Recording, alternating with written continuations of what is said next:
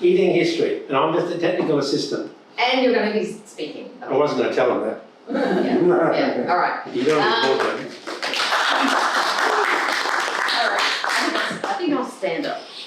Okay, well, Pete and I had a lot of fun doing this, and we've actually travelled around the region a fair bit, finding out about all these places, because it's really amazing, the food history in our area.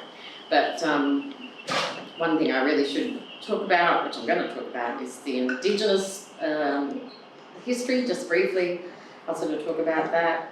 And I spoke to our neighbour, she's 92, and she said she thought she remembered there were strawberry farms around the Castledome sort of area. I couldn't find anything about it, but she thought she remembered that there were these strawberry farms. Sherry, Beverly just said something. Sorry? I think where the Castledome police station is, that was a big strawberry farm. It was like the Castledome police station now, but Yeah. Castledome, that was a strawberry farm there. Oh, okay. Oh, good. Yeah. Yeah, she was pretty. Now, the interesting thing for me was when I first moved up from Melbourne, I pronounced it Castledene, because that's what I learned. And apparently, that is what it's meant to be called, as you would probably know, because the chap who came out here in the 1800s was illiterate, and they spelt it however they liked, and they put D-I-N-E, but really it's Castledene. So, I'm sorry. Anyway. Like D-double-E-N. Sorry? Was it D-double-E-N or? Oh, you mean D-E-A-N, apparently. Oh, right. Yeah. So. As in the deed of a castle. Yeah, exactly. Yeah, that's right. Well, as you may or may not know, because I didn't really know this, but there was a very large German community came out in the 19th century, so the 1800s, bringing all their food and so on with them. They were farmers. A lot of them became dairy farmers, so a lot of the land around this area would have been dairy farms that have obviously got houses on it now. Okay, just talking about the local tribes, as you would know, we have the Turrbal and Yagara peoples around this area. I mean, there's little other tribes, of course, but mainly they were the sort of overriding tribes, the Turrbal and Yagara peoples. And they ate a lot of stuff, obviously. There was a lot of things that they ate. My advice to you is boil all of it. Or roast it all. Because pretty much it's going to kill you or make you very sick. You right? Excellent, yeah. I mean, What about being a Windsor? the what? All the Italian delis. Ah, forget that. Forget that. All right, so here you go. These are very old. These are from last summer. These are some really dried out Pandanus fruit. And they ate, I think they ate the seeds from these. But apparently they're like rock hard, they're like cement. And to open them, you need, well, I don't know, rocks or something, but you can take the seeds out and roast them. Because there were white explorers who came and they didn't realise that you should roast and boil everything, so they got very sick or died. And apparently, very interesting to me also, was that the Indigenous peoples had metal tools to open things like this, because for 300 years before, the Indonesian traders had come and they traded metal things, tools and whatever, so they could actually, open things. So, so basically, roast everything, make very sick. But you can eat the base of the leaves, because it's very, very good for you. They also made the pulp of the leaves being made into an alcoholic drink. Not bad, you can try that, I suppose. And weave baskets with the leaves. So, okay, what else have we got? Pigweed, that was also very popular food. They made it into a paste and cooked it and ate the roots. And there were, once again, there were white explorers who ate these things. So I don't know whether they dealt with the Indigenous people or just thought they'd give it a go, and he said to one of their explorer friends, "Here, give it a go. If you don't die, we'll eat it." Next, Moreton Bay figs. Of course, you can eat that. They also made string from the bark. No, I haven't got any. So everything was really, really useful. There's also got wombat berries, which I think you see them quite often, these wombat berries. And you can eat the pulp and the tubers of these. if you And we want to. couldn't find any photos of the tubers, but they're No. tiny. I'm not sure, but yeah. But you can eat them, roast them once again, I would say. And just as a funny sort of story, when we lived in Windsor, we had 2 dogs, and one day we were sitting out in the backyard, we had a bench out in the backyard, and we could hear this munching. What the heck's all this munching? Then we realised that our dog, we had 2 Shelties, sorry. One of them was eating the seeds from the Brisbane wattle tree. Yeah, because you can buy wattle seed powder, you can buy wattle seeds, very trendy to use wattle seeds. But yeah, our dogs loved wattle seeds. So if only I'd known back then, I could have roasted them and used them. Anyway, so that's... Is that wombat berry, is that a vine or is it a Sorry? tree? Is it a vine or a tree? The wattle. Wombat berry. Oh, wombat berry. It's a vine. A vine. I've got some seeds of that and they're just about impossible to germinate for me. Talk to Noel sitting next to you. He's become an expert. So yeah, that's just our little thing about that. And now on to Gurns, which I'm sure you all know has been around as a butchery for 128 years, is it? Since 1895. So there was, as I said before, there was this thriving German farming community in that sort of area. And we had Mr. Heinrich Gurns came out with his bride. He was working for Hutton's for a while, and then he decided to start up his own factory, I guess you'd call it. And he started the Vienna Sausage Company, which was in the city and then the valley, and then he bought 8 hectares. And this, one of the things that Sherry and I have been picking up, particularly Sherry, is most of these places are within suburbia and still are. That was the interesting And thing here, to look at me. this, it's completely surrounded by My suburbia. houses, yeah. And there's the G-Bun Special School right next to it. And there's some industry to the east. So look at it, just houses all the way around it. So it's really, yeah, quite fascinating. He decided to build a house in 1914, which, We'll get to. oh, you get to that, okay. And there's the sign into it, you know, retail butcher since 1895. We were amazed. A few years ago, when Pete and I were driving around to do the Cooley Explorer stuff that we were doing, and we saw this sign, because we'd never heard of it, we didn't know it was there, and we were just really, really astonished. And it's still there. So we went for a drive, and we actually went into, because they're open during the week, people can just go and buy stuff there. And there was the most incredible smell. Like they smoke their own meat, obviously. So it was really, really incredible. Yeah, it all seemed to be pork, didn't it? It was all very much It was pork. pork. It had piggeries, and the Heinrich Gurns Park that you see was one of their piggeries. So that became the park. And That's the house, yeah. that house up there on the top right, get that mouse out of the way, that's heritage listed.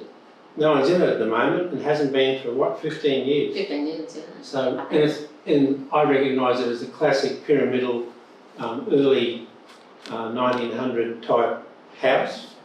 So it matches the time period. So she's heritage listed, and there's a whole pile about it on the heritage register. Yeah. So not only is it a historic butcher, it's a historic house. And they were living there. Members of the family lived there for nearly 100 years. I don't think there's anyone there at the moment. We went to the naming of that park years ago, the one. Sorry, what's that? The naming of the Naming park. of the park. Oh, yes. He has a Years ago we were there. So, yeah, basically, poor old Heinrich, when the First World War started, being a German fellow, got into a bit of strife. I think they wanted to lock him off, as they did with people. So he decided not to have the sausage company anymore, and he just changed it to the Gurns Brothers. And, yeah. So, and he handed it over to his sons, because by that stage he must have been in his 50s or 60s or something, like that. So it's been carried on all this time as Gomes factory. Sorry? Talk to them, not to me. Yes. No, I'm just looking at the what's it. And We did try to buy something there, but no one came out from the back of the shop, which is funny. it was all a bit strange. I don't know if they had cameras or did they, I don't know what was going We on. must have looked terrible. They just let us go. I think there was a bell. You don't believe me, but there was a little bell that you could ring. Melissa, you should have been with us. You should. That's right. You just wanted me to come and ring you, yeah? That's right. Yeah, ring your bell. Ring your Ring bell. the bell. But apparently they're the only small goods factory in Australia that makes gluten-free products. So if you want a gluten-free ham, that's the place. So I imagine they do a lot of work at, well, I know they do at Christmas and so on. Hunters hams are the best. So we ended up not buying anything. There were some interesting condiments and things, but when I picked it up and tried to find a use-by date, it was so faded and whatever. But no, we'll just leave that. So yeah, that was a pretty amazing thing. There's still a lot of land that has nothing on it underneath, isn't there? It's hills of their land because they had 20 acres basically. So that was interesting. And then we move on to Queen's factory, which as you know makes all these amazing things. I really like their vanilla paste. I use it a lot in my baking. But they've been there since 1897, but they were bought out in 2015 by Dr. Eckers of Germany. So it's actually a German company now that owns them. And we've driven past there a few times, slap bang in the middle of suburbia, which is another thing that just, amazes me. They're actually building apartments, high-rise apartments next to it at the moment. Here. This whole thing is demolished, except for the chimney, and it's about to be an enormous apartment complex. Yeah. But that chimney tower is heritage listed. heritage listed, but that's what's happening at the moment. But it's very sort of under the radar, really, because there's one sign at the front saying it's Queen's, Like this. and there's a vanilla bottle on the roof. The wall. What road is it on? I imagine they want to keep it a bit quiet because Wakefield Street. Yeah, Wakefield. Yeah. A very narrow street. Mm. It would be full of, I imagine, alcohol and expensive vanilla beans. You know how much vanilla beans cost? Mm. Whoa! I think they're like $8 for one bean. They're really expensive. And isn't it the world headquarters of Queen? Isn't this the world headquarters of the company? Yeah, in Alderley. How long's it been? Oh, 1897. 1897. Yeah. And here's something else that Cheryl's going to talk about. Yeah. Let me just have a look at this. Yeah.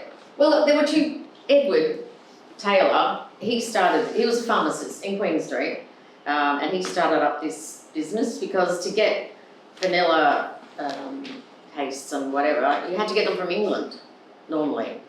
So he decided to start doing this all himself, and then he got a partner called College, so it was Taylor and College.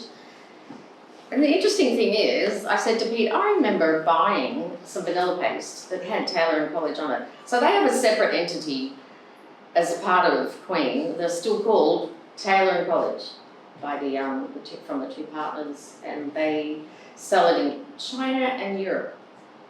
So, but you can't. I've seen it here. I bought it. I might have bought it in New Zealand. Aren't these Queens great to use? Like they've got the different dyes, and I Yeah. know when I've been with girlfriends and different people, Yeah. like my youth kids, if you're making cupcakes, you just like put them Yeah. in, and they're so good just to do They like are. kids. Obviously, you've got to be careful if you've got smaller kids, because Yeah. you don't want them going whack. That's in, right. But But yeah, good. they're good for that. They used to also have a rum extract, which I still had. They don't make that anymore. I don't know why. By the way, Sherry's only brought 1/3 of her pantry here. Oh yeah, this There's is a lot just, more of it. just a few. Grandma had a whole cupboard that we had to throw half of them out because Yeah. So Oh, by the way, that's just some of them. The building on the top right, we can't find if it's still existing, but it was I don't think somewhere it is. in the city. It says Charlotte Street. It's but I in don't know. Charlotte Street, and another reference was backing on the Mary Street. We can't find it. Yeah, so their origins are actually the city. Yes, yeah, they moved out to Alderley. And also, I mean, they've expanded further to New Zealand and Asia, and apparently they help Pacific countries, because apparently, which was it? It might have been Tonga. Their production had sort of waned, so Queen's factory goes in and sort of gives them funding and training and all that sort of thing to help the farmers farm vanilla, which is, a good thing. How are we doing, Melissa? She's What's got that? 10 minutes. Oh, She's got yeah. 10 minutes, well, that's as long as she needs. Oh. Yeah, we're getting through it. So moving on to Golden Circle, which is huge. Best pineapple in the world. Yes, and an example of a tin, opened, So is this another one that's 8 hectares? enormous. These places are just massive. So enormous. And see, I've put a red thing around what it is. It's next to the train line. This is at Northgate, and unlike the others, it hasn't got as much suburbia around it, but it's still got a fair whack.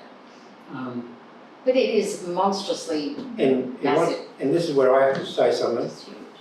These buildings, there's a lot of them in Australia, and Brisbane has quite a few, of the old industrial buildings, and they were all brick. You just don't do that anymore, because the labour is beyond what you can afford, just massive.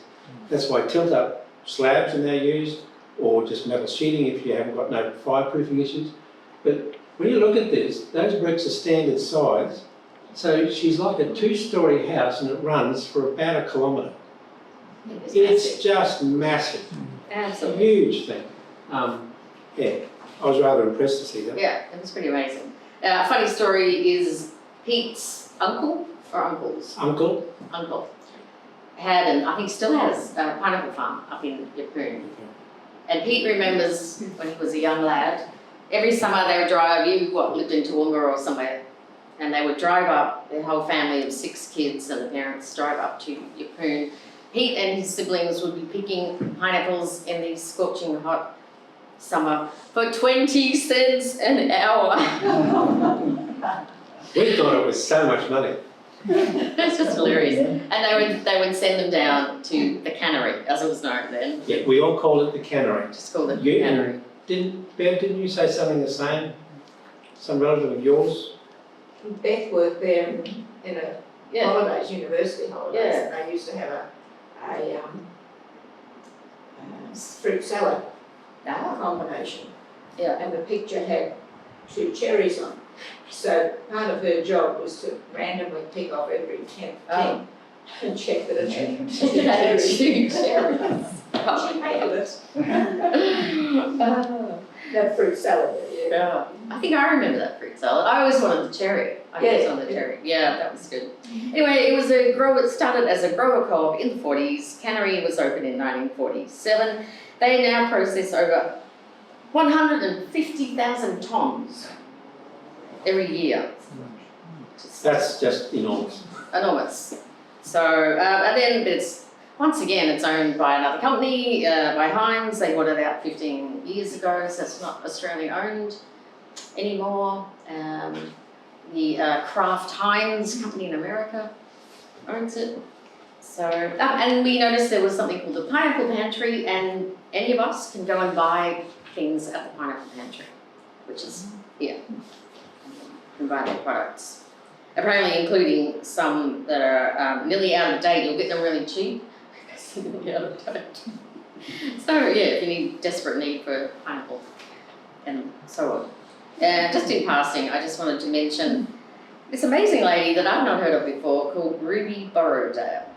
And she was a very popular cook. She was on TV, radio, wrote recipes for regional newspapers, devised recipes for various companies around Brisbane, including Golden Circle and Simpson's Flour Mill, which is on the south side, and wrote, heaps of articles, recipes, books, including the Golden Circle Tropical Recipe Book. And look at this delightful green thing.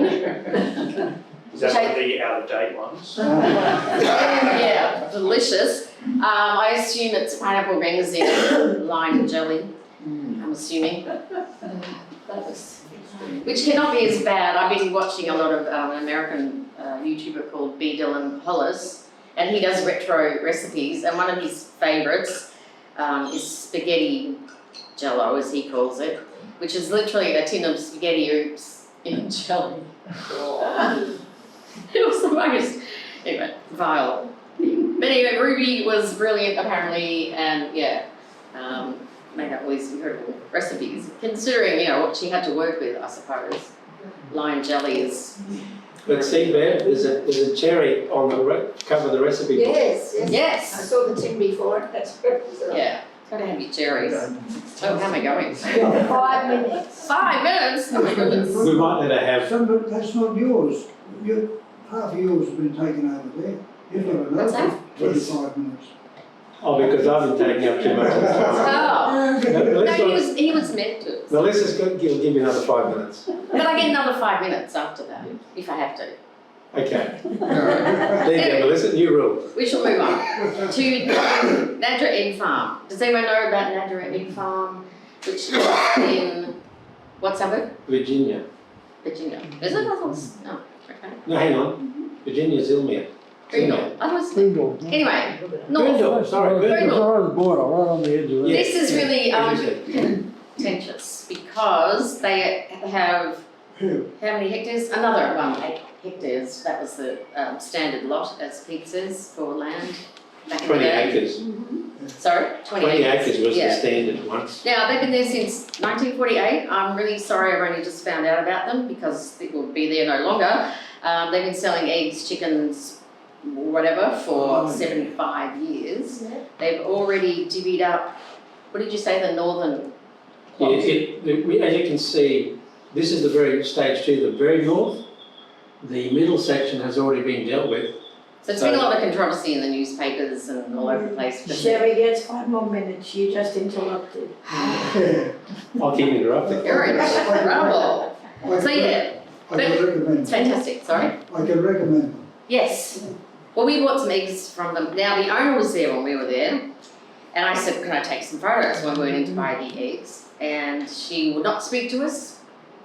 I think she would have had a lot of trouble from locals not wanting the development because there's going to be 55 house lots there, and it's not a big road, really. So she was not happy to talk to us at all. I said, could I take photos? They were a bit dicey about it, but they did let me take a few photos of eggs. And so on. But yeah, I recommend them. Fantastic eggs while they're still there. Good, good.